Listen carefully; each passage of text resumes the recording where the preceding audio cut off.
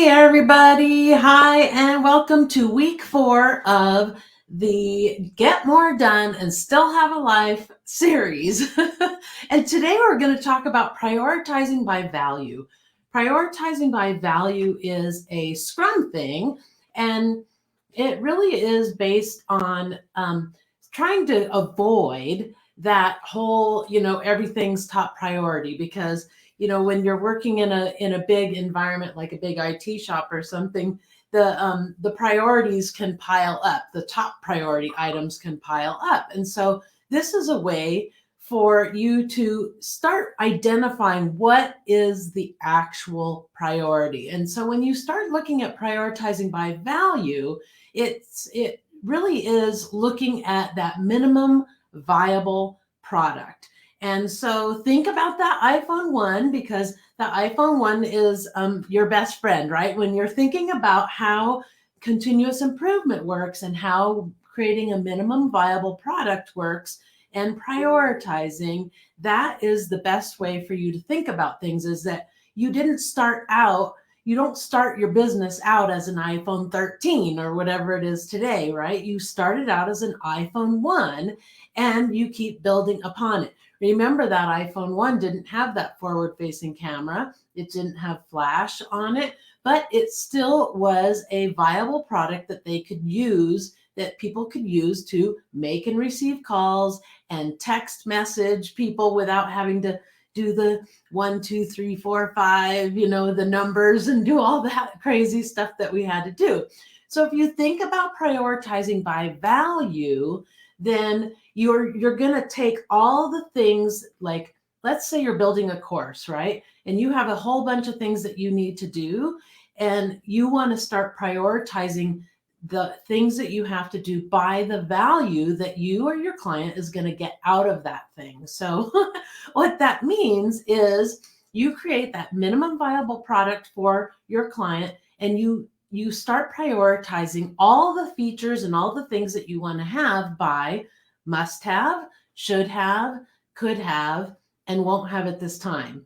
Now, isn't that an easier way to figure out what the priority is, rather than saying, oh, this is the number 1 priority, this is the number 2 priority, this is the number 3 priority, because then you're constantly having to reprioritize, right? And so the key is that you look at what are the must-have things that you have to absolutely have. So think about this. If you're going to sell a course online and you're going to do advertising, you're going to need a sales page. That would be a must-have. But if you're going to sell like a high-ticket coaching program, a sales page isn't necessarily a must-have. You can get on a sales call and you can, take payment right over your phone call or your call with that client. You don't have to have a sales page and a checkout form and all those things. So it becomes a nice to have kind of thing, right? I could have, well, I could have that might help, but I don't have to have it. So if you think about things like that, and like when you're building a course too, what are the main things that they need to have? Like, is it a video that your people need to have? Is it a printable, something that they can actually see in writing what's actually happening or what the concepts are that you're teaching? Or is it, meeting face to face and having more of a live type of setup? And so with every single unit and every single event, while you're creating your course, you can start looking at what is the most important thing. And it can be how you communicate best, right? Maybe you're not so good on video, or maybe you don't like to be on video, and so you do things in writing instead. Maybe you make a recording instead of a video and just have a presentation. I guess it would still be a video, but you could have like a presentation where the presentation is being shown and you're not being shown, and you're just, recording what you're telling them as you go through your presentation. So there's all different ways that you can start thinking about value in the minimum viable product. And the minimum viable product can be created not only thinking about what your clients need, but also thinking about what your own limitations are. I hate to say limitations, but not necessarily limitations, but what you're willing to do, what you're not willing to do too, right? Because, not all of us want to be on video. Not all of us want to have to do a bunch of writing. It just depends on what you're doing. So think about that as you're going. Now, also, when we start prioritizing by value, we also want to look at the duration of how long things are going to take to create. That's why learning how to make estimates is a really important part of your planning process, because you can start estimating how long things are going to take. So you might have this big, grandiose, awesome course that you're going to create. And I'm thinking something like a super comprehensive course. You're going to charge thousands of dollars or $1,000 for it. And it's got it all in there, like your whole entire offer stack is in there or whatever. And so you want to make it really, really, professional and really great. But that's going to take you a year or 6 months to create that whole entire course and make it to the level of quality that you think that you want to do. So instead, what you do is you look at what those milestones are, right? So you have this long haul, and it could be a big win, but what are the little short-term things that you can create that you can implement now, and you can get it out there to start getting feedback from your people, right? So that's what that minimum viable product is about, right? It's about getting it out there for your people to start consuming. And so those early purchasers, right? Those early birds that want to get in on the beginning and help you shape the software. Those are those clients that you want to really look at, not your software, but your course. And sorry, my head is in software. But you see what I'm saying is that you can start getting that minimum out there, start getting feedback, and then you make another list. And that list of things that you got back, like the feedback that you get back, and then your analysis of that, the opportunities that you have, you prioritize again, and you put it out there. Now, your long-term goal has not changed. Your long-term goal is still to create that big, comprehensive course, right? But in the meantime, you're able to get stuff out there to your people sooner and get that feedback sooner, and then be able to stabilize it, right? So that's one of the other issues, is trying to get things stable. Like, let's say you create a course, and it's kind of clunky at first. Maybe your sales page didn't work and your checkout broke and all these little things happen, right? Well, getting it out there early, kind of like a soft opening, right, is a great way for you to start working out some of those bugs and make sure that everything is working for your client, for your customers, before you get it out there and do like a formal promotion or like a big open house type of thing.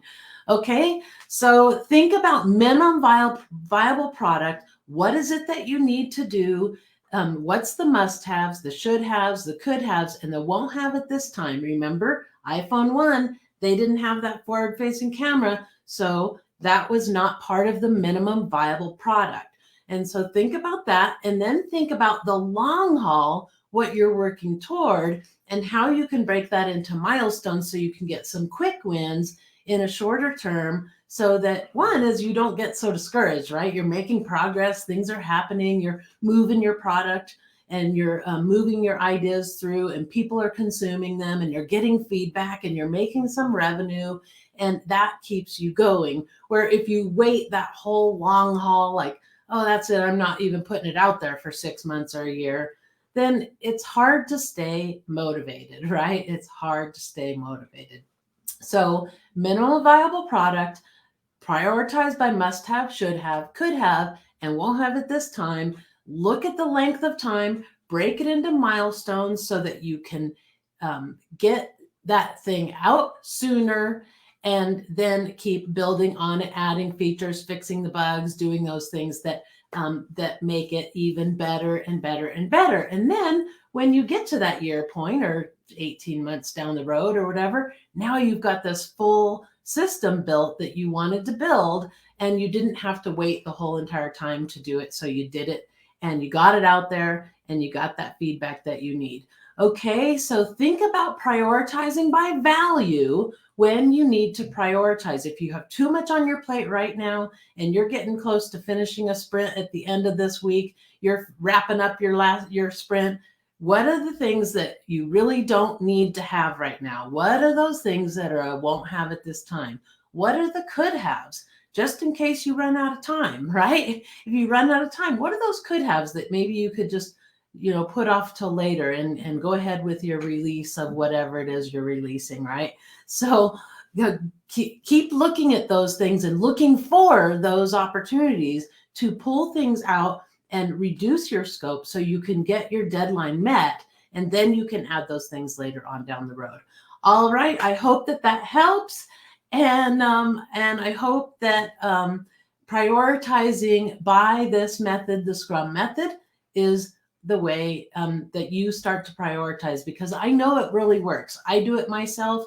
I have a cool dashboard I created, and it has all those things in the drop down, like must have, should have, could have, and won't have at this time. And it really does work. It really, really does work, because when I look at my to-do list, I look at what things are the must-haves first. I look at those first. Then I look at the should-haves. I don't even look at the could-haves until I'm done with looking at the must-haves. And so think about that when you're doing your to-do list too. And if you have a way to tag stuff in your software for your to-do list, make sure you use those tags so you can tag it as a must-have, a should-have, a could-have, a won't-have at this time. That way, and the reason why you have won't have at this time is because, yes, it might be part of the scope of your larger project, but it's just not something you're going to do this sprint or maybe in this iteration, whatever the iteration is. Okay. That's why you still want to label it. Like that forward facing camera, it wasn't something that they wanted to discard and not do at all. They just couldn't do it in the time that they needed to do it. It took them 6 months they announced the phone to their shareholders, and in 6 months they produced that phone, and so they couldn't get that done, and that's why they held off. And then the next iteration, it came out, and it's the fabulous phone that everybody loves today. All right, so you can have an iPhone 13 too. It's just going to be your iPhone 13, whatever it is. And just remember, it doesn't happen overnight. So be sure to prioritize. You can do all the things you want to do. You just can't do them all at once. So you've got to plan out, do estimates, prioritize by value. The minimum viable product is the way to go, so you can get things out early and quick and respond to people's feedback. Okay? All right, you guys. Let me know what your minimum viable product is. Put it in the comments if you're working on a minimum viable product. I'd love to know. Okay? I'll see you in the comments. Bye.